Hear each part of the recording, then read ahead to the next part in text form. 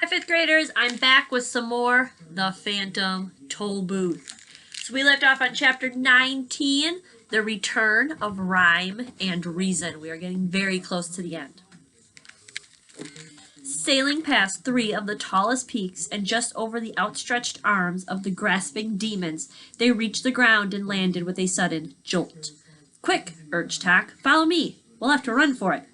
With the princesses still on his back, he galloped down the rocky trail, and not a moment too soon, for pounding down the mountainside in a cloud of clinging dust and a chorus of chilling shrieks came all the loathsome creatures who choose to live in ignorance and who had waited so very impatiently.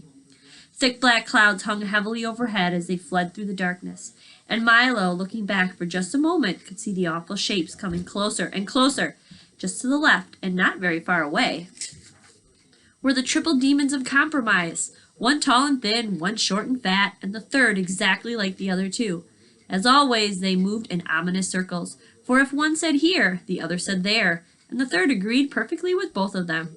And since they always settled their differences by doing what none of them really wanted, they rarely got anywhere at all, and neither did anyone they meet. Jumping clumsily from boulder to boulder and catching hold with his cruel, curving claws was the horrible Hopping Hindsight, a most unpleasant fellow whose eyes were in the rear and whose rear was out in front. He invariably leaped before he looked and never cared where he was going, as long as he knew why he shouldn't have gone to where he'd been. And most terrifying of all, directly behind, inching along like giant soft-shelled snails with blazing eyes and wet, anxious mouths, came the gorgons of hate and malice, leaving a trail of slime behind them and moving much more quickly than you'd think. Faster, shouted Tack, they're closing in. Down from the heights they raced, the humbug with one hand on his hat and the other flailing desperately in the air, Milo running as he had never run before, and the demons just a little bit faster than that. From off on the right, his heavy, bulbous body lurched dangerously on the spindly legs which barely supported him, came the overbearing know-it-all, talking continuously, a dismal demon who was mostly mouth. He was ready at a moment's notice to offer misinformation on any subject, and while he often tumbled heavily, it was never he who was hurt, but rather the unfortunate person on whom he fell. Next to him, but just a little behind, came the Gross Exaggeration, whose grotesque features and thoroughly unpleasant manners were hideous to see, and whose rows of wicked teeth were made only to mangle the truth. They hunted together and were bad luck to anyone they caught. Riding along on the back of anyone who'd carry him was the threadbare excuse, a small, pathetic figure whose clothes were worn and tattered, and who mumbled the same things again and again in a low but piercing voice. Well, I've been sick, but the page was torn out. I missed the bus, but no one else did it. Well, I've been sick, but the page was torn out. I missed the bus, but no one else did. He looked quite harmless and friendly, but once he grabbed on, he almost never let go. Closer and closer they came, bumping and jolting each other, clawing and snorting in their eager fury. Tack staggered along bravely with rhyme and reason. Milo's lungs now felt ready to burst as he stumbled down the trail, and the humbug was slowly falling behind. Gradually the path grew broader and more flat as it reached the bottom of the mountain and turned toward wisdom. Ahead lay light and safety, but perhaps just a bit too far away. And down came the demons from everywhere, frenzied creatures of darkness lurching wildly toward their prey. From off in the rear, the terrible Trivium and the wobbly, gelatinous giant urged them on with glee, and pounding forward with a rush came the ugly Dilemma, snorting steam and looking intently for someone to catch on the ends of his long pointed horns, while his hoofs bit eagerly at the ground. The exhausted humbug swayed and tottered on his rubbery legs, a look of longing on his anguished face. I don't think I can, he gasped, as a jagged slash of lightning ripped open the sky and the thunder stole his words. Closer and closer the demons loomed as the desperate chase neared its end. Then, gathering themselves for one final leap, they prepared to engulf first the bug, then the boy, and lastly the dog and his two passengers. They rose as one and suddenly stopped, as if frozen in midair, unable to move, staring ahead in terror. Milo slowly raised his weary head, and there in the horizon, for as far as eye could see, stood the massed armies of wisdom, the sun glistening from their swords and shields, and their bright banners slapping proudly at the breeze. For a moment everything was silent. Then 1,000 trumpets sounded, then 1,000 more, and like an ocean wave, the long line of horsemen advanced, slowly at first, then faster and faster, until with a gallop and a shout, which was music to Milo's ears, they swept forward toward the horrified demons. There in the lead was King Azaz, his dazzling armor embossed with every letter in the alphabet, and with him the mathematician brandishing a freshly sharpened staff. From his tiny wagon, Dr. Discord hurled explosion after explosion to the delight of the soundkeeper, while the busy Dine collected them almost at once. And in honor of the occasion, Chroma the Great led his orchestra in a stirring display of patriotic colors. Everyone Milo had met during his journey had come to help. The men of the marketplace, the miners of Digitopolis, and all the good people from the valley and the forest. The spelling bee buzzed excitedly overhead, shouting, "Charge! C-H-A-R-G-E! Charge! C-H-A-R-G-E!" Canby, who, as everyone knew, was as cowardly as can be, came all the way from Conclusions to show that he was also as brave. And even Officer Shrift, mounted proudly on a long, low dachshund, galloped grimly along. Cringing with fear, the monsters of ignorance turned in flight, and, with anguished cries too horrible ever to forget, returned to the damp, dark places from which they came. The humbug sighed with relief, and Milo and the princesses prepared to greet the victorious army. "Well done," stated the Duke of Definition, dismounting and grasping Milo's hand warmly. "Fine job," seconded the Minister of Meaning. "Good work," added the Count of Connotation. "Congratulations," proposed the Earl of Essence. "Cheers," recommended the Undersecretary of Understanding. And since that's exactly what everyone felt like doing, that's exactly what everyone did. "It's we who should thank," began Milo, when the shouting had subsided. But before he could finish, they had unrolled an enormous scroll, and with a fanfare of trumpets and drums, they stated in order that, "Henceforth and forthwith let it be known by all men that rhyme and reason reign once more in wisdom."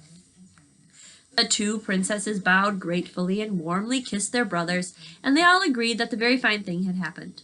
"And furthermore," continued the proclamation, "the boy named Milo, and dog known as Tock, and the insect hereinafter referred to as the humbug, are hereby declared to be heroes of the realm."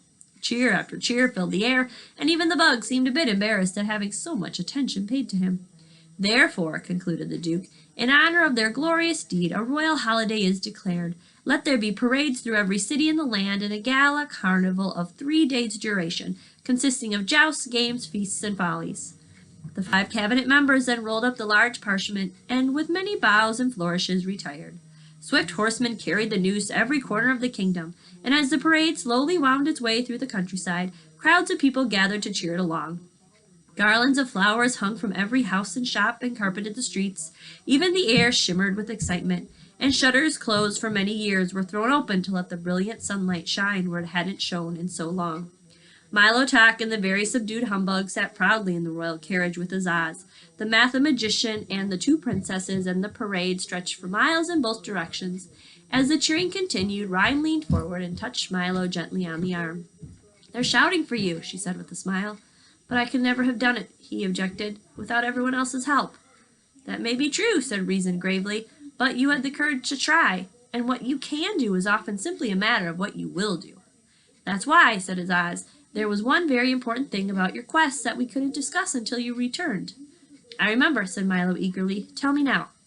"It was impossible," said the king, looking at the mathematician. "Completely impossible," said the mathematician, looking at the king.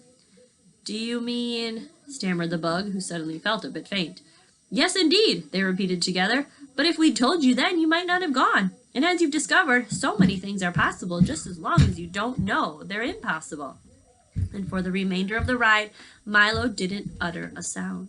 Finally, when they'd reached a broad, flat plain midway between Dictionopolis and Digitopolis, somewhat to the right of the Valley of Sound and a little to the left of the Forest of Sight, the long line of carriages and horsemen stopped and the great carnival began. Gaily striped tents and pavilions sprang up everywhere as the workmen scurried about like ants.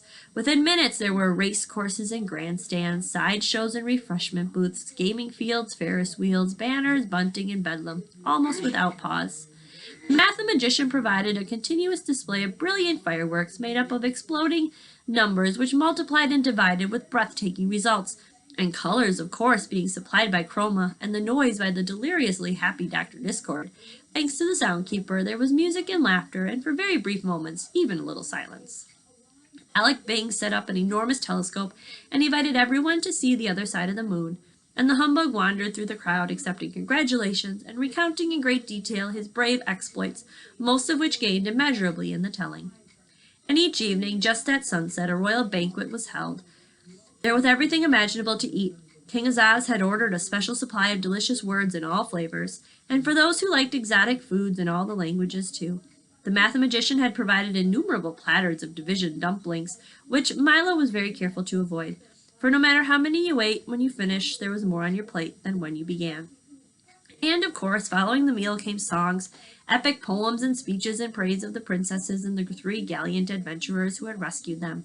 King Azaz and the mathematician pledged that every year at the same time they would lead their armies to the mountains of ignorance until not one demon remained, and everyone agreed that no finer carnival, for no finer reason, had ever been held in wisdom.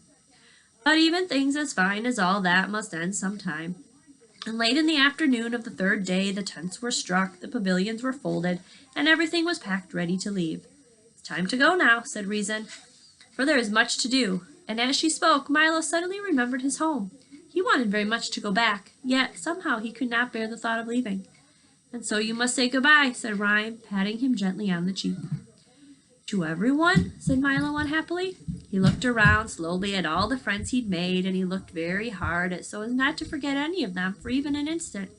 But mostly he looked at Tak and the humbug, with whom he had shared so much, the perils, the dangers, the fears, and best of all, the victory. Never had anyone had 2 more steadfast companions. "Can't you both come with me?" he asked, knowing the answer as he said it.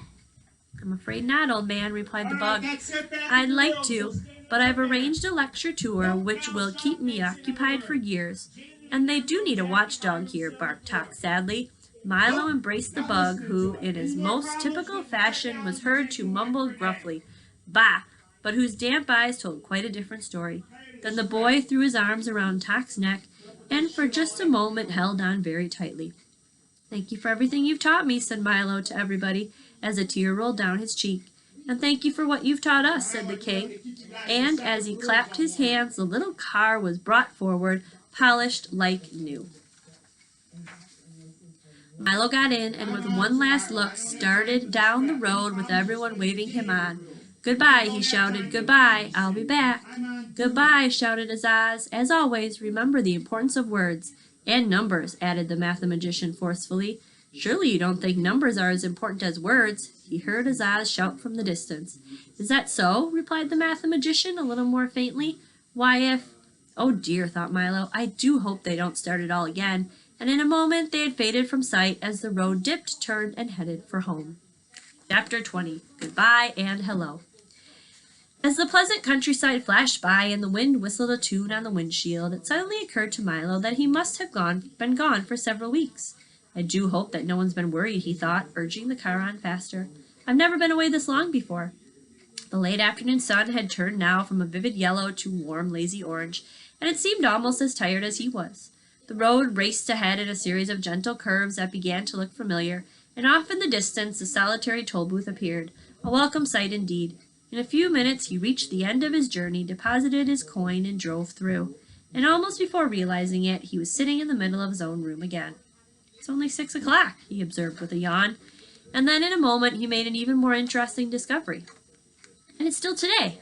I've been gone only an hour," he cried in amazement, for he'd certainly never realized how much he could do in so short a time. Milo was much too tired to talk and almost too tired for dinner, so without a murmur he went off to bed as soon as he could. He pulled the covers around him, took a last look at his room, which somehow seemed very different than he'd remembered, and then drifted into a deep and welcome sleep.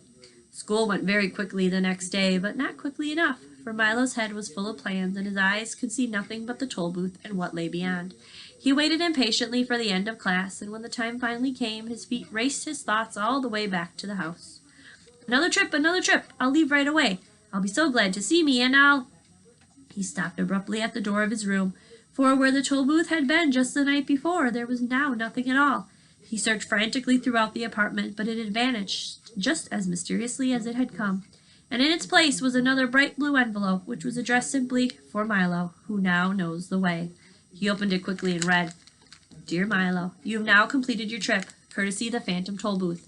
We trust that everything has been satisfactory and hope you understand why we had to come and collect it.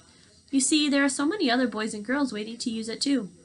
It's true that there are many lands you've still to visit, some of which are not even on the map, and wonderful things to see that no one has yet imagined.